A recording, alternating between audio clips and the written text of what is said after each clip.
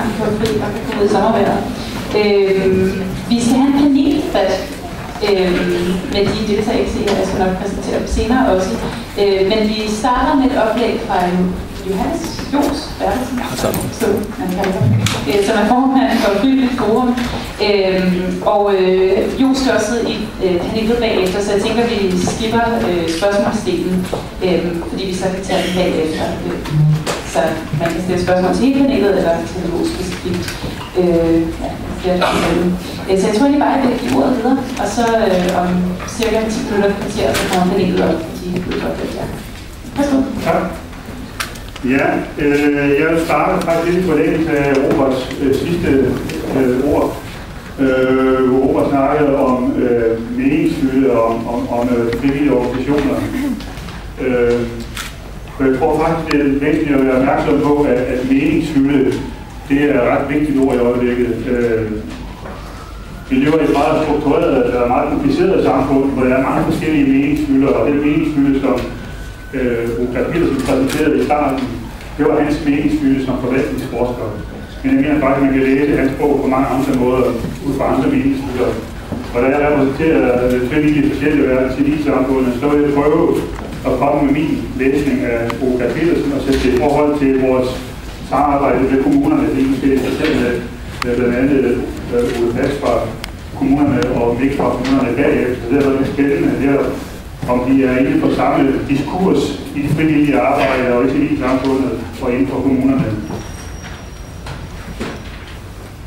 Det der, det er Socialdemokratiets oplæg til politik i 1970.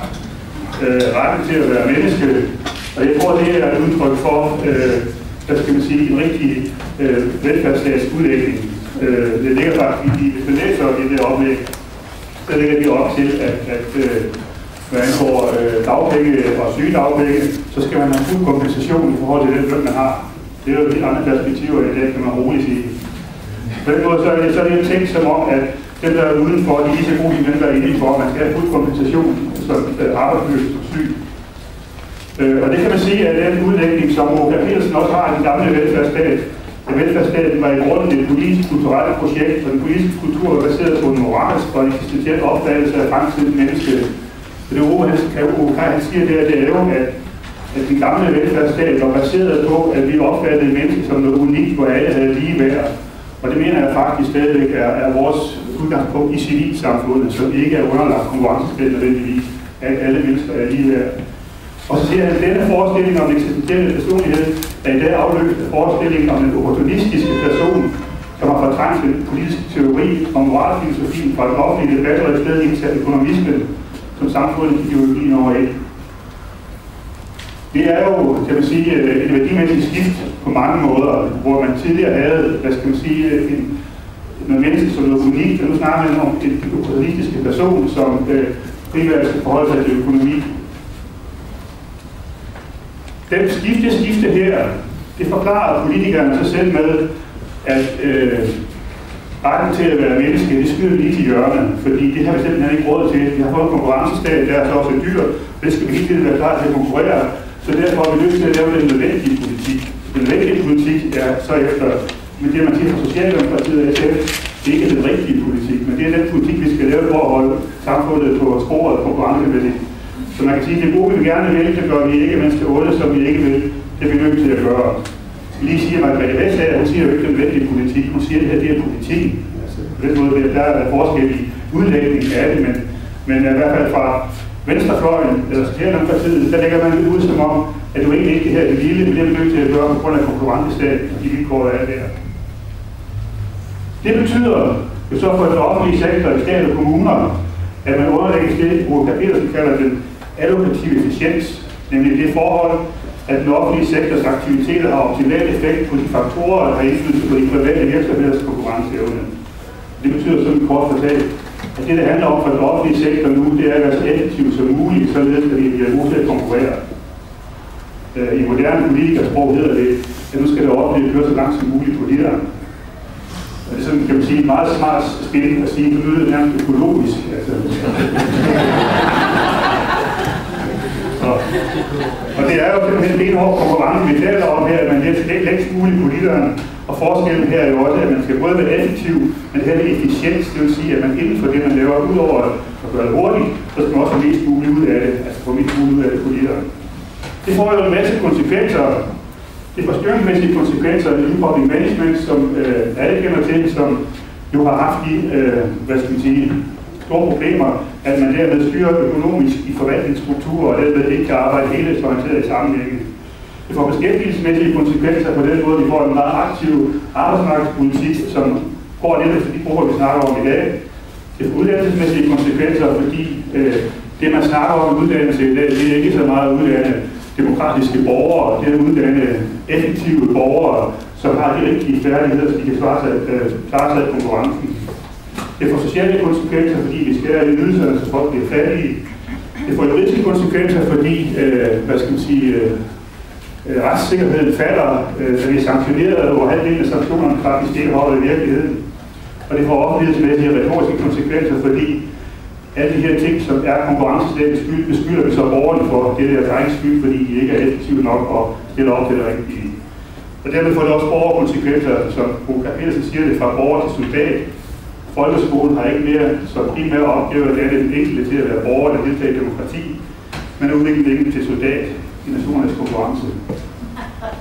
Altså hele den her måde at lægge det ud på, er jo en anden, end den han selv lægger det ud på. Altså Bo Petersen lægger det ud som om, at det her er et rigtig godt og effektivt system, og det er det jo også forvaltningsmæssigt set. Men ser man på de borgere, de rammer, og den måde, de rammer på, så er der nogle borgere her, der kører ud på sidespor og har mistet deres legitimitet som borgere, fordi så ikke de soldater inden på den måde, som man har brug for i systemet, så er de faktisk ikke noget værd som borgere. Og spørgsmålet er så, som Robert var inde på, hvor står vi hen som frivillige organisationer, civilsamfundsorganisationer? Skal vi være arbejdsgrædere, som bidrager til nødvendighedens politik? Eller er vi det korrektiv, som kan bidrage til at afbalancere politikken? Det synes jeg er et rigtig vigtigt spørgsmål. Altså, hvilken rolle har vi egentlig som frivillige organisationer? Hvor langt skal vi gå for ligesom at hjælpe med at lappe på det her? Eller i hvor høj grad skal vi hellere stille os udenfor? Eller ikke udenfor, men i hvert fald holde fast i, at der er en meget vigtig tilsynsfunktion. Der er ingen tvivl om, at fra kommunernes side, der er trenden, at det hedder samskabelse og samproduktion nu. Det betyder, at man fra kommunerne meget gerne vil have os på banen af forskellige grunde, så frivillige organisationer. Dels mangler man penge, så man mangler hænder, så vil man gerne have så frivillige han rykker allerede på hovedet. Så har man det, man forskerne kalder wicked problems, at systemet, eller problemerne hænger så meget sammen med en løse dem inden for de her forvaltningsstrukturer, man har i public management, så derfor vil man også gerne have ind og være med til at brede problemer ud på nogle nye måder. Og endelig, det sidste jeg lige vil sige, jeg kan ikke huske, hvad det var nu, men det sidste var brugerinddragelse. KL er lige nu kommet med investere før det sker. Det er deres nye koncept, og det handler om, at brugerne nu skal på banen, og hvis jeg ikke går, være soldater i udviklingen af velfærdssamfundet. Men det er nok lidt kort at sige, fordi jeg synes, der er mange gode takter i det med, at man investerer før det sker. Det snakker om i mange år, forebyggelse er en god ting. Men i hvert fald, så er der ingen tvivl om, at det nye trend er, at kommunerne og det offentlige ser de frivillige organisationer og civilsamfundet som en vigtig led i den nødvendige politik. Spørgsmålet er så, hvor vi er hen i det her. Man kan se sådan noget som for eksempel Odense Kommune i det der egen PowerPoint. De siger jo, gammel velfærd, der var der tale om uafhængighed, nu hedder det forbundethed, fordeling af eksisterende opgaver, nu hedder det redefinerede opgaver, og så hedder det også for dem, nu hedder det vi. Man forsøger sådan set fra kommunernes side at inddrage borgerne som en del af kommunerne, uden at organisationerne i samme grad er med. Jeg var for en lille måneds tid siden på camp, hvor vi skulle lave et frivillige charter sammen med 5 ministre, 5 borgmestre og formændene for nogle af de store landsorganisationer. Der havnede jeg i gruppe med Margrethe Vestager. Og da jeg insisterede på, at der skulle stå noget om civilsamfundet i charter, og det var meget sådan, nærmest aggressivt, det hørte ikke hjemme. Det ord kendte folk ikke, og det sagde jeg, at der finder det ord civilsamfundet. Så sagde hun, at der var ikke fået nogen forskel på markedet, det offentlige civilsamfundet mere, så der var ikke nogen til at gøre noget ud af det. Det siger lidt om, hvordan økonomitænkningen er. Jeg kan sige, at der kommer en del med civilsamfundet i charteret, men ellers bliver charteret til vi-charter, hvor alle overskrifterne er, vi gør sådan sammen, vi gør sådan sammen, og vi gør sådan sammen. Og det mener jeg faktisk er betænkeligt ud fra den særlige rolle, vi har som civilsamfundsorganisationer. Jeg tror, det er vigtigt, at vi holder øje for, at vi stadig har de tre sektorer her, staten, civilsamfundet og markedet. Med Sediments rådgivning som eksempel, så kan man sige, at man kan sagtens i rådgivningen have socialrådgivere, som arbejder i staten, det offentlige, kommunen om dagen, har klienter der og følger alle de regler, som vi nu har hørt om tidligere i dag. Og samtidig sidder socialrådgiverne om aftenen i civilsamfundet og varetager borgerens interesse over for systemet. Det er to helt forskellige roller. Vi kan sagtens have bankrådgivere, som sidder om dagen på markedet og sælger lån til borgerne, og så sidder han om aftenen i civilsamfundet i rådgivningselementet og rådgiver borgerne omkring hans lån over for markedet. Så det er meget vigtige positioner at holde fast i, at vi ikke blander det hele sammen og siger, at vi er stort. Selvfølgelig er vi stort lige på landsholdsniveau eller på kommunalt niveau højt oppe, men længere ned i systemet, der kan vi godt lave samskabelse, men samskabelsen skal baseres på, at vi er forskellige, vi har forskellige holdninger, og det er den forskellighed, der skal man sige, skaber synergi og samarbejde. Så en af mine spørgsmål er til panelet, at det ikke i samfundets demokratiske interesse af civilsamfundet og organisationer, der stadig fungerer som en nødvendig korrektiv til det offentlige politik og forvaltningspraksis. Det andet spørgsmål er, at det ikke i kommunernes interesse, at borgerne i alle kommuner kan benytte rådgivninger som supplementes.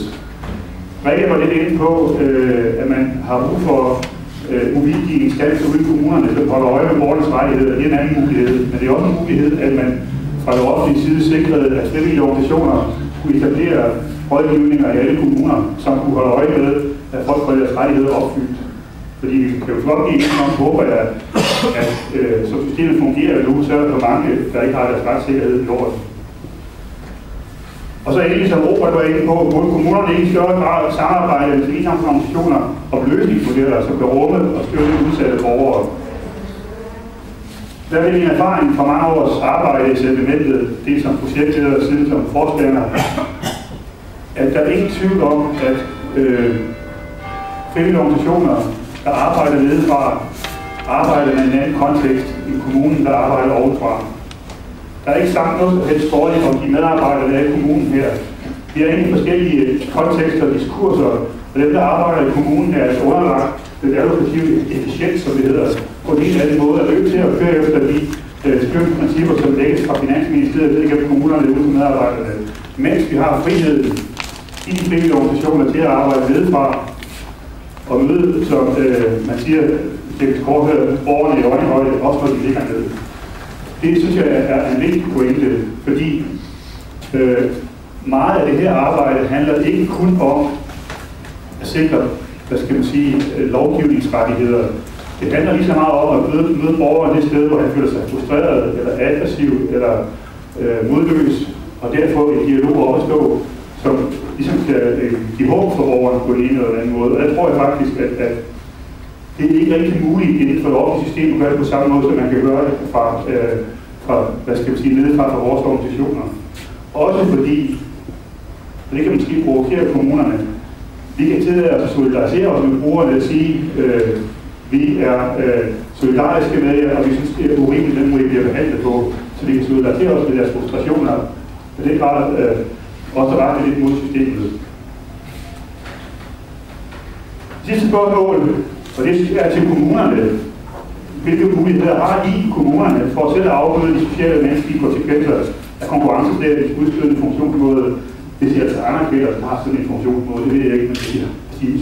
Og hvad oplever I selv, I kan gøre fra kommunernes side? Ja, det var mit spørgsmål. Så godt, tak.